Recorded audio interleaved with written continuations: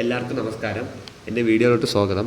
അപ്പോൾ ഇന്ന് നമ്മൾ പറയാൻ പോണതെന്ന് വെച്ചാൽ നാസ്കോമിനെ പറ്റിയാണ്. അപ്പോൾ നാസ്കോം എന്ന് പറയുന്ന വിഷയം എന്ന് വെച്ചാൽ ഒരു യൂണിവേഴ്സിറ്റി പേപ്പറൊന്നുമല്ല നാസ്കോം എന്ന് പറയുന്ന വിഷയം. നമ്മൾ S2-ലാണ് ആ വിഷയം പഠിക്കേണ്ടതും അതിൻ്റെ എക്സാം എഴുതേണ്ടതും. ഞാൻ 2024 സ്കീം 2024 കയറിയപ്പോൾ S2-ലായിരുന്നു എൻ്റെ എക്സാം ഏപ്രിലിൽ. അപ്പോൾ നാസ്കോം എന്ന് പറയുന്ന എക്സാം എന്ന് വെച്ചാൽ ഫ്യൂച്ചർ സ്കിൽസ് എന്ന് പറഞ്ഞ സൈറ്റുണ്ട്. ആ സൈറ്റിൽ നമ്മൾ കയറിയിട്ട് നമ്മൾ ക്ലാസ്സൊക്കെ കാണണം. ആ സൈറ്റിൽ നമ്മൾ കയറിയിട്ട് ഒരു 57 ക്ലാസ് ഉണ്ട്. എനിക്കൊന്ന് 10, 5, 8 ആ മിനിറ്റാണ്. ആ 57 ക്ലാസ് കാണണം. ഓരോ ക്ലാസ്സിൻ്റെ ഇടയിലും കുറച്ച് ക്വസ്റ്റ്യൻസ് ഉണ്ട്. ആ ക്വസ്റ്റ്യൻസ് ചെയ്ത് പോകണം. ഇതിപ്പോൾ നമ്മൾ ചെയ്യുന്നതെന്ന് വെച്ചാൽ നമ്മൾ എക്സാം ആകുമ്പം ഒരു 2-3 ദിവസം മുമ്പോ 4-3 ദിവസം മുമ്പോ നമ്മൾ ഓരോ ക്ലാസ് കാണുകയും ചെയ്യും. അല്ല, ഓരോ ക്ലാസ് അടിച്ചടിച്ച് കാണും. നമ്മൾ ജസ്റ്റ് ക്ലാസ് കണ്ടെന്ന് കംപ്ലീറ്റ് ചെയ്ത ലിങ്ക് ഒരു ഓപ്ഷൻ ഉണ്ട്. അതങ്ങ് നെക്കിയാൽ നമ്മൾ ക്ലാസ് കണ്ട പോലെയാണ്. എല്ലാവരും അങ്ങനെയാണ് ചെയ്യുന്നത്. ഓരോ ക്ലാസ്സിൻ്റെ താഴത്തെ ക്വസ്റ്റ്യൻ നമ്മൾ എങ്ങനെ ചെയ്യുമെന്ന് വിചാരിച്ചാൽ പണ്ട് ആരോ ചെയ്ത് വെച്ചിരുന്നതാണ്. അതിൻ്റെ ഉത്തരങ്ങൾ നമ്മൾ വാട്സപ്പിൽ ആരും സെൻഡ് ചെയ്ത് കാണും. നമ്മളത് കോപ്പി ചെയ്ത് അങ്ങ് ഇടും. അങ്ങനെയാണ് എല്ലാവരും കാണുന്നത്. അങ്ങനെ കണ്ടാൽ മതി. നാസ്കോമെന്ന് അങ്ങനെ ആരും പഠിച്ച് നോട്ട് എഴുതുകയും ചെയ്യല്ലേ, ചുമ്മാ കണ്ടുപോയാൽ മതി. പക്ഷേ എൻ്റെ കാര്യത്തിൽ ഞാൻ S2-ന് തോറ്റ്. S2-ന് നാസ്കോം എന്ന് പറയുന്ന വിഷയം തോറ്റ്. പക്ഷേ ഞാൻ ഇമ്പോർട്ടൻസും നൽകിയില്ല. ഞാൻ മാത്രമല്ല, ക്ലാസ്സിൽ പഠിക്കുന്ന കൊച്ചുങ്ങൾ വരെ നാസ്കോമിന് തോറ്റ്. അപ്പോഴാണ് നമ്മൾ നെട്ടിയത്.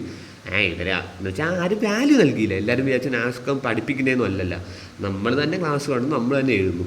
പക്ഷേ അതിൻ്റെ എക്സാമിൻ്റെ സമയത്താണ് ഞാൻ നെട്ടിപ്പോയത്. നമ്മൾ യൂണിവേഴ്സിറ്റി എക്സാം പോലെ അല്ല, നമ്മൾ കീമൊക്കെ എഴുതൂല, അതുപോലെയാണ്. കോളേജിൽ ചെന്നിട്ട് നമ്മൾ ലാപ്ടോപ്പ് കൊണ്ടുപോകാം. നമ്മൾ ചെന്നിട്ട് ആ ലാപ്പിൽ നമ്മൾ വന്നൊരു മെയിലുണ്ട്. ആ മെയിൽ വഴി നമ്മൾ ആ നാസ്കോമിൽ ലിങ്കിൽ കയറി ചെയ്യണം. 1 മണിക്കൂറുണ്ട്, ഒന്നര മണിക്കൂറുണ്ട്.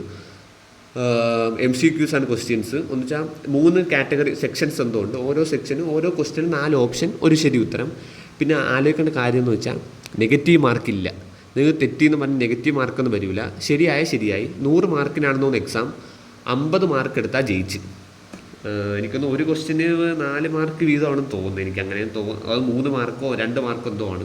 എന്തായാലും 50 മാർക്ക് എടുത്താൽ നിങ്ങൾ ജയിക്കത്തുള്ളൂ. പാസ്സായാൽ മാത്രം മതി. അങ്ങനെ 80 90 ഒന്നും എടുക്കണമെന്നില്ല. പാസ്സായാൽ മാത്രം മതി. ഗ്രേഡൊന്നും ഇല്ല ഇതിന്. പക്ഷേ ഈ വിഷയം നിങ്ങൾ തോക്കാൻ പാടില്ല. തോറ്റാൽ നിങ്ങൾ നാസ്കോം ഇപ്പം നിങ്ങൾ ബാക്കി എല്ലാ വിഷയങ്ങളും എല്ലാം പാസ്സായി. പക്ഷേ നിങ്ങൾക്ക് നാസ്കോം ക്ലിയറായി കിട്ടിയില്ല, നിങ്ങൾക്ക് BTech സർട്ടിഫിക്കറ്റ് കിട്ടത്തില്ല. നാസ്കോം ക്ലിയർ ആയാലേ BTech സർട്ടിഫിക്കറ്റ് കിട്ടൂ. എനിക്കൊന്ന് ഇപ്പോഴത്തെ സ്കീമിലെ പിള്ളേർക്ക് എനിക്കൊന്ന് S3 തുടങ്ങിയപ്പോഴാണ് എൻ്റെ എക്സാം വന്നത്. പക്ഷേ എൻ്റെ റിസൾട്ട് S2-ൻ്റെ കൂടെയായിരിക്കും കൂട്ടുന്നത്. എൻ്റെ റിസൾട്ട് S2-ൻ്റെ കൂടെയാണ് കൂട്ടുന്നത്. നാസ്കോമിൻ്റെ റിസൾട്ട് അത് S3-ൻ്റെ കൂടെയാണോന്ന് അറിയാൻ വയ്യ. നമ്മൾ S2-ൻ്റെ റിസൾട്ട് S2-ലായിരുന്നപ്പോഴാണ് എക്സാം എഴുതിയതും റിസൾട്ട് വന്നപ്പോഴും S2-ൻ്റെ കൂടെയായിരുന്നു. അപ്പോൾ നാസ്കോം എല്ലാവരും ക്ലിയർ ചെയ്യണം. അങ്ങനെ ഇമ്പോർട്ടൻസ് ഒന്നും ആരും നൽകൂല. അത് പഠിക്കണം. അത് പഠിച്ചാലേ, അത് ക്ലിയർ ആക്കിയാൽ മാത്രമേ നിങ്ങൾക്ക് BTech സർട്ടിഫിക്കറ്റ് കിട്ടുള്ളൂ. അപ്പം ആലോചിക്കേണ്ട കാര്യം എന്ന് വെച്ചാൽ എനിക്ക് 2025 ഏപ്രിലായിരുന്നു എനിക്ക് നാസ്കോമിൻ്റെ എക്സാം. പക്ഷെ ഞാൻ തോറ്റ്. പിന്നെ അതിൻ്റെ സപ്ലി എക്സാം വന്നത് എന്തെന്നറിയാമോ? 2026 മാർച്ചിൽ. ഒന്ന് ആലോചിച്ചോളൂ, ഒരു വർഷം കഴിഞ്ഞ്. പക്ഷേ സത്യം പറഞ്ഞാൽ എനിക്ക് നല്ലതായിരുന്നു. സപ്ലി എക്സാം വന്നപ്പം ഞാനിപ്പം S4 തൊട്ടാണ് പഠിക്കാൻ തുടങ്ങിയത്. അപ്പോൾ S4-ൽ ഇലക്ട്രോണിക്സ് ആൻഡ് കമ്മ്യൂണിക്കേഷൻകാർക്ക് ഒരു പേപ്പറുണ്ട്, മെഷീൻ ലേണിംഗ് എന്ന് പറയും. പക്ഷേ അത് വേറുള്ള ബ്രാഞ്ചുകാർക്ക് ഉണ്ടാകുന്ന അറിയാൻ വയ്യ. എന്തായാലും ട്രിപ്പിളിക്കാർക്ക് അതില്ല. വേറുള്ള ബ്രാഞ്ചുകാർക്ക് ഉണ്ടാകുന്ന എനിക്കറിയാൻ വയ്യ. അപ്പോൾ ആ പേപ്പർ ഞാൻ S4 തൊട്ട് പഠിച്ചു തുടങ്ങിയതുകൊണ്ട് ഈ നാസ്കോം സപ്ലി എക്സാം വന്നപ്പോൾ മൊത്തം ഈ മെഷീൻ ലേണിംഗ് എന്ന് പറയുന്ന പേപ്പറിലെ ക്വസ്റ്റ്യൻസ് ആയിരുന്നു മൊത്തം. ഇപ്പോൾ ഒരു ഉദാഹരണം പറയുകയാണെങ്കിൽ, ഈ ഗ്രോക്ക് എന്ന് പറയുന്ന ഒരു AI ഉണ്ട്. അതിൻ്റെ പടം തന്നിട്ട് ഇത് ഏത് ചോദിച്ചു. അപ്പോൾ ഓപ്ഷൻ വന്നതെന്ന് വെച്ചാൽ ജിമിനി, ക്ലൗഡ് AI, ഗ്രോക്ക്, അങ്ങനെയൊക്കെയാണ്. ഗ്രോക്ക്, പിന്നെ TANH അല്ലെങ്കിൽ റെലു, അതിൻ്റെയൊക്കെ ഗ്രാഫൊക്കെ തന്നിട്ട് എന്താണെന്ന് ചോദിച്ചു. പിന്നെ വേറെ കുറേ ക്വസ്റ്റ്യൻസ് ഒക്കെ ചോദിച്ച്. പിന്നെ ചിലതൊക്കെ നമുക്ക് എളുപ്പമുള്ള ക്വസ്റ്റ്യൻസ് ആണെന്ന് വെച്ചാൽ അവർ ചോദിക്കും, ഒരാൾക്ക് വയ്യ, അയാൾക്ക് ഹെൽത്ത് മോണിറ്റർ ചെയ്യണം, ഏതൊക്കെ ഡിവൈസ് അങ്ങേർക്ക് യൂസ് ചെയ്യാം. എന്നിട്ട് ഓപ്ഷൻ വന്നതെന്ന് വെച്ചാൽ ഫോണല്ല, എന്തായാലും ബോട്ട്, അങ്ങനെ കപ്പൽ, ഷിപ്പ്, പിന്നെ ഹെൽത്ത് മോണിറ്ററിങ് സിസ്റ്റം, അങ്ങനെയൊക്കെയാണ് വന്നാൽ. ചില ക്വസ്റ്റ്യൻസൊക്കെ അവർ അങ്ങനെ അങ്ങ് തരും. പിന്നെ ചിലതെല്ലാം നമ്മൾ ഈ AI ഇമേജസിൻ്റെ AI ആപ്പിൻ്റെയൊക്കെ ഫോട്ടോസ് പഠിച്ചിരിക്കണം. ഒരു ഇമേജ് വെച്ച് കുറച്ച് ചോദിക്കുന്നത് വെച്ചാൽ ജിമിനിയുടെ ലോഗോ, സിറിയുടെ ലോഗോ, ഗ്രോക്കിൻ്റെ ലോഗോ, ക്ലൗഡ് AI, ChatGPT, അതിൻ്റെയൊക്കെ നോട്ട് ചെയ്തിരിക്കണം. അതൊക്കെ ചോദിക്കും. അപ്പം നാസ്കോം എല്ലാവരും പഠിക്കണം. പിന്നെ നിങ്ങൾ ആലോചിക്കേണ്ടതെന്ന് വെച്ചാൽ, അത് സപ്ലൈ ആയാൽ പിന്നെ വരുന്ന അടുത്ത വർഷമാണ്. പിന്നെ അതും സപ്ലൈ ആയാൽ പിന്നെ എനിക്ക് 2-3 മാസത്തിനുള്ളിൽ പിന്നെ എൻ്റെ സപ്ലൈ എക്സാം വരും. പിന്നെ സപ്ലൈ ആയാൽ പിന്നെ അടുത്ത വർഷമാണ് എഴുതാൻ പറ്റുന്നത്. നമ്മൾ ഈ പേപ്പർ പോലെ എഴുതാൻ പറ്റുന്നതല്ല, അതിന് ഒരു ക്രെഡിറ്റ് ഉണ്ട്. അപ്പോൾ ഈ ഇയർ ബാക്കൊക്കെ ആയവർക്കൊക്കെ നോക്കണം. അപ്പോൾ എനിക്കൊരു ചെറിയ മിസ്റ്റേക്ക് വന്നതെന്ന് വെച്ചാൽ ഞാൻ നേരത്തെ ക്രെഡിറ്റ് കാൽക്കുലേറ്റ് ചെയ്തപ്പോൾ ഞാൻ നിങ്ങളടുത്ത് പറഞ്ഞായിരുന്നു എനിക്ക്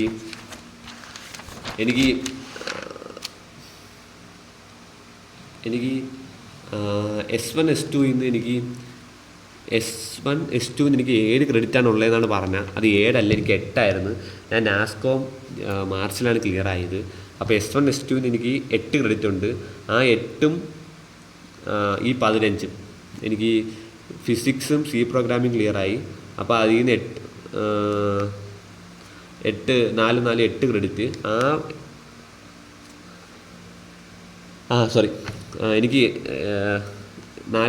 8 ക്രെഡിറ്റ് ഉണ്ടായിരുന്നു, ക്ലിയറായി. അപ്പോൾ എനിക്ക് S1 S2 ആദ്യം 8 ക്രെഡിറ്റാണ് ഉള്ളത്. നാസ്കോം ക്ലിയർ ആയി. അതാണ് ഞാൻ 7 ക്രെഡിറ്റ്. സത്യം പറഞ്ഞാൽ നാസ്കോമിന് ക്രെഡിറ്റ് ഉണ്ട്. അപ്പോൾ 7 1 8 8ന് ഈ 4 വിഷയം ക്ലിയർ ആയിരുന്നു. ഫിസിക്സും C പ്രോഗ്രാമിങ്ങും S2ൻ്റെ 2 സപ്ലി അത് ക്ലിയറായി.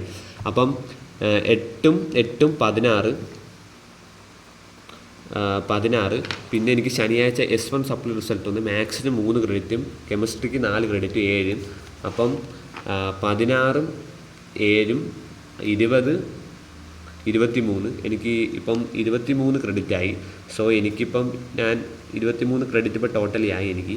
അപ്പോൾ എനിക്കിപ്പോൾ ഇയർ ബാക്ക് എന്ന് പറയുന്ന കാര്യമില്ല. കാരണം ഇയർ ബാക്ക് ആവണമെങ്കിൽ ഇയർ ബാക്ക് 17 ക്രെഡിറ്റ് ഉണ്ടെങ്കിൽ ഇയർ ബാക്ക് ആവത്തുള്ളൂ. അറ്റ്ലീസ്റ്റ് 18 ക്രെഡിറ്റ് വേണമെന്നാണ്. എനിക്ക് 23 ക്രെഡിറ്റായി.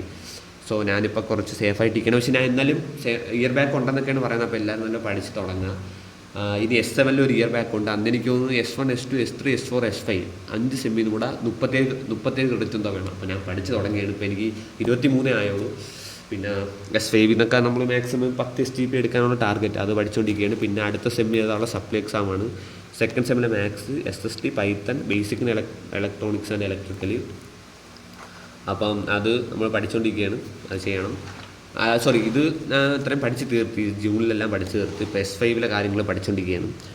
അപ്പം എല്ലാവരും നല്ലപോലെ പഠിക്കുക. നാസ്കോം എല്ലാവരും ക്ലിയർ ചെയ്യാൻ നോക്കുക. OEDPL എല്ലാം ടൈം ടേബിൾ ഇട്ടൊക്കെ പഠിക്കാൻ നോക്കുക. എന്തെങ്കിലും ഡൗട്ട് ഉണ്ടെങ്കിൽ മെസ്സേജ് ഇട്ടാൽ മതി. നാസ്കോമിൽ എന്തെങ്കിലും ക്വസ്റ്റ്യൻസ് വേണമെങ്കിൽ മെസ്സേജ് ഇടുക. അതിൻ്റെ കുറച്ച് PDF ഉണ്ട്. പിന്നെ മെഷീൻ ലേണിങ്ങിന് എന്തെങ്കിലും വേണമെങ്കിലും അതും കോൺടാക്ട് ചെയ്താൽ മതി, അതും തരാം. അത് വെച്ചും കൂടെ നാസ്കോം ചോദിക്കുന്ന. അപ്പം ഓൾ ദ ബെസ്റ്റ്.